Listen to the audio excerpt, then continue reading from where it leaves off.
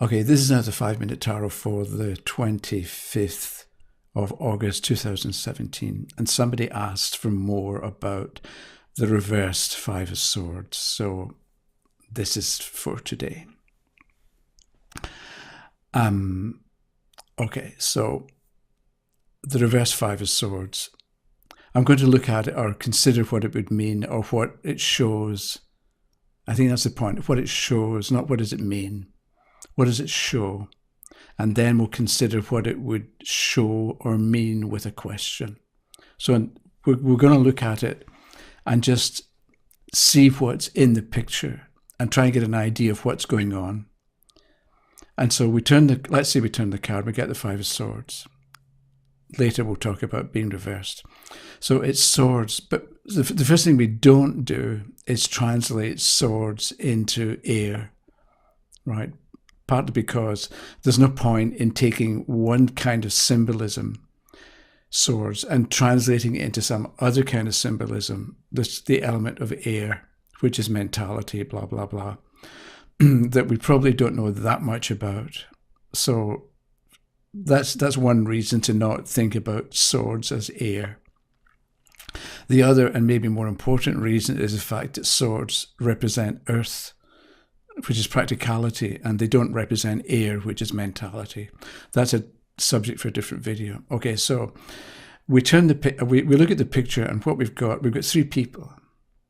That's the thing about swords. We don't want to talk about air and mentality. We want to look at the card and understand something about human behavior, how people will act, how they'll go about doing things, and are they going to do it well, are they going to do it badly? And how can they make a change to make it better? For instance, I'm thinking at this point, thetarotcourse.com. A couple of days ago, I put a long article about, there was a video on the 19th of June about what if somebody says the tarot is evil? How do you argue with them? How do you debate? How do you explain what's actually going on? And so someone, Clisher, left a comment, and I dealt with various points about Clisher's comment. So take a look at thetarotcourse.com, partly also because once I've made this video, I'll write a more complete, let's say, and ideally a more complete version of the contents of this video, and I'll put it at the Tarot Course, I hope tomorrow, Saturday the 26th. Anyway, so you look at the picture, and we've got three people. And so we've got the person in the distance who's been defeated. So you look at that, we've got, it looks like there has been some kind of conflict. There's been a battle, a fight, an argument, or somebody has hurt somebody else. That's the kind of situation that has happened. And we're dealing with the aftermath or the after effects of a moment of conflict. It may have been a long-term battle. It may just have been something that's silly that somebody said that hurt the other person's feelings, but the other person took it seriously. So we've got the aftermath, the after effects of some moment of conflict. Okay, so if we look at the person in the distance, that looks like the person who's been hurt or defeated. So what are they thinking? Are they wallowing in self-pity? Are they wishing things had been different? Are they wondering, okay, how am I going to get back into the fight? Or are they thinking, it's now time to give up. I'm just not going to bother anymore. So that's something that can be going on in the mind of the questioner who's the person in the distance. The person in the foreground looks like they're the winner. They don't look completely satisfied. They look kind of smug, and the expression is like, it reminds me a bit of the expression of Henry Fonda. There's a movie called Once Upon a Time in the West. And near the end, we understand why Charles Bronson has been playing his harmonica. And Henry Fonda does something horrible. And he sort of smiles because he's in control. But at the same time, there's a little bit of doubt in his mind. that maybe it wasn't the right thing to do. And this is what I'm thinking of when I look at the person in the foreground. The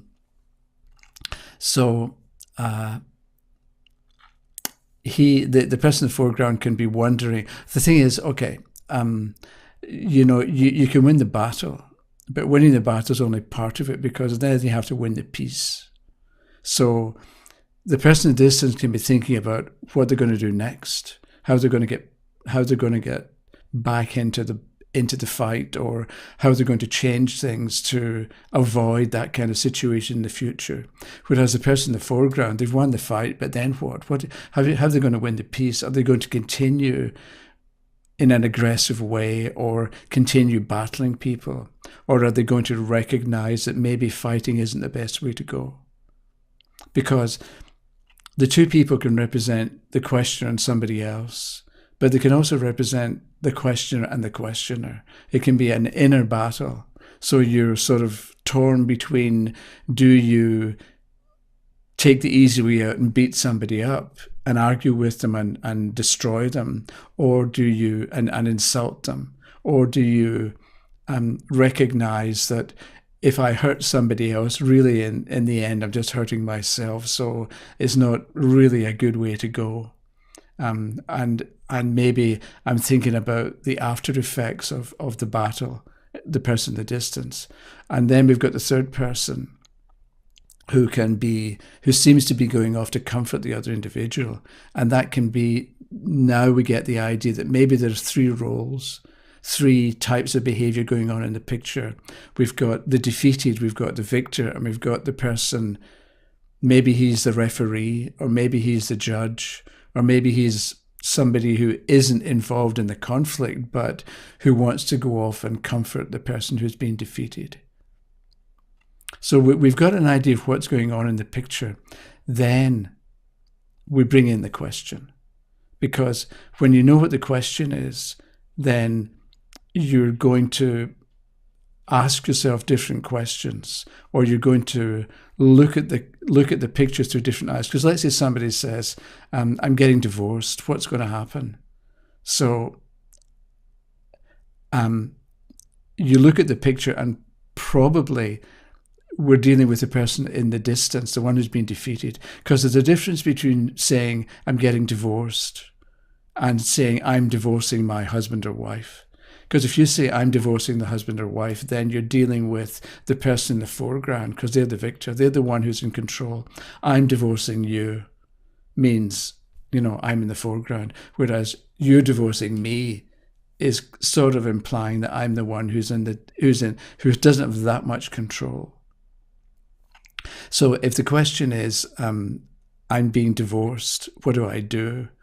We can look at the person in the distance, and we can talk about, maybe what we do is we look at the picture and think, okay, who's this person going towards you? Who have you talked about? Who are you going to depend upon? You need to find somebody who's going to help you through the difficulty. Maybe it's a lawyer who's going to stand up for your rights. Maybe it's a friend or a relative who's going to comfort you or encourage you, or in some way undo the damage that's been done by the soon-to-be ex-partner. Whereas if it's I'm going to divorce my husband or wife, so you're the person, the question is the person in the foreground. So what does the reader say? You say, okay, what next? What are you going to do now? Okay, you've had the fight and you won the fight, but now what? What's going to happen to the other person? And why should you care? So you've got a different type of question, or a different interpretation to deal with if the questioner is in the foreground, if the questioner is is the victor. But the other thing is past, present, and future. If we've got this Five of Swords in the past, then you talk about a conflict, and the questioner is going to know what happened and know the details of the argument or the fight, or how it ended, or who did what to whom, and so on. So the reader doesn't need to know this. They just need to know and describe, okay, there was a conflict, there was a fight, and somebody lost. So I'm kind of rushing. I'm thinking of the time. and not to make this too long, let's say the Five of Swords is reversed in the past. So you've got a fight that didn't end well, probably for anybody. So you can be dealing with feelings of guilt. So you can talk with the questioner about the best way to handle a conflict. But it can be saying that you won, maybe you won the battle, but you didn't win the peace, or you regret behavior from that time or the way you handled the situation. So you need to, if you do the same thing again, it's not going to work. So examine what you did and how you handled the situation. And if a similar kind of thing happens, do it differently. And at this point, you've got the questioner that you can say, okay, what happened? And they can tell you how they handled the situation, and you can have a discussion. But it's based on the fact that the conflict did not have a good end result, or it wasn't the best way to handle it, or it didn't lead to maybe the sense of success and satisfaction that the person was expecting. Because you probably, all of us, we've probably been in that kind of situation where we said something hurtful in this, or maybe on the spur of the moment, but we said something hurtful, we did something damaging to somebody else, thinking that it was we would enjoy it, or we would be pleased that we did, but we discover that we're not. And that can be what's going on with the Five of Swords reversed.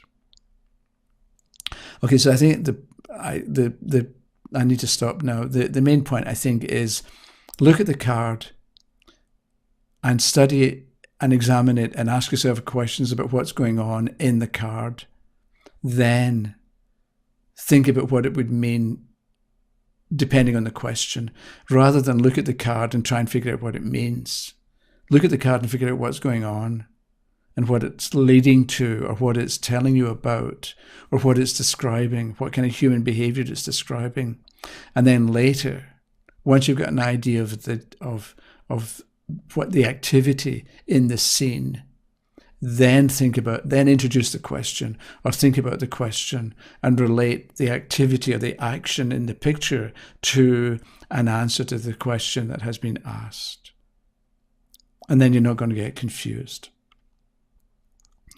Okay, so take a look tomorrow, hopefully tomorrow, at the article at thetarotcourse.com. And I think there's something else to say, but I can't remember it. So I'll see you next time. Okay, thanks for watching. Bye-bye.